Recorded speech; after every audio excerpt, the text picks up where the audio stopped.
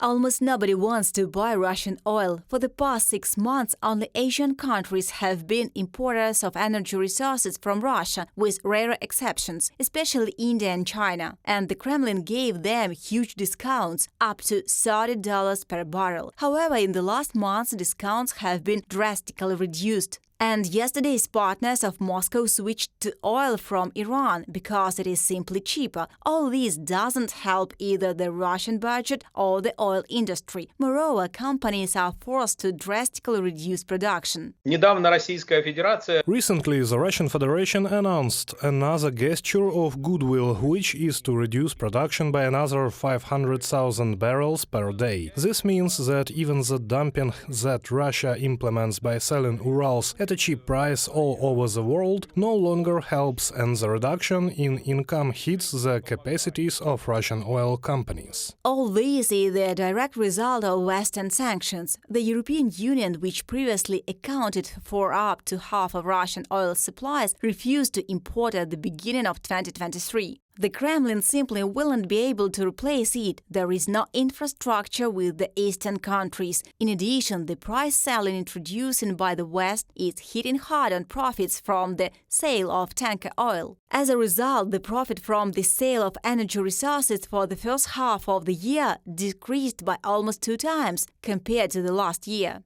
And because of the sanctions, oil companies cannot get modern equipment and are forced to pump oil from the upper layers. It is easier to mine, but its reserves are limited. У нефтяников нет уверенности в будущем. The oilmen have no confidence in the future, in the stability of the oil climate, in the stability of the tax climate, and in general any confidence in the political future of Russia. And that is why the strategy of the oil industry now is to get as quick as possible, as much as possible, income from the release of the last, one might say, barrels, cost-effective and commercially viable barrels of oil, and then at least the grass does not grow. The fall in Russian oil exports is just one of the symptoms of global problems in the Russian economy. Things are getting worse every month. For example, the term balance of payments is not familiar to most people, but for specialists, this is one of the key indicators of the stability of the country's economy and its role in the world trade.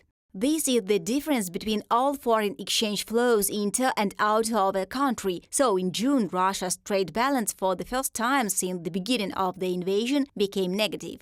And for the period January-June, the state's foreign exchange profit turned out to be 93% less in comparison with the first half of the 2022, that is, capital flees from the Federation. The European Commission says that the already imposed sanctions have a cumulative effect. That is, every day the Kremlin will have less and less money for the war. According to experts, Brussels can only block ways to circumvent sanctions. Санкции касаются... The sanctions relate to the first price that oilmen receive for oil to ship it to tankers. This is where sanctions come into play. And what happens next with this oil does not affect the Russian federal budget in any way. And so I assume that it is very, very difficult for the West to aggravate sanctions, to make even less revenue for the Russian federal budget. Now everything is going to the max. Russia's place in the world energy markets is occupied by other countries. For example, the European Union is actively importing American oil. Its production in the United States has grown by 9% since the beginning of the year and continues to grow. This is the best result since 2019. And due to the development of technology, the cost of drilling wells has fallen by 36% in 10 years. For Russia, comparable development of the industry is simply impossible. Reported by Anna Nichenko, Danila Kobza, UATV News.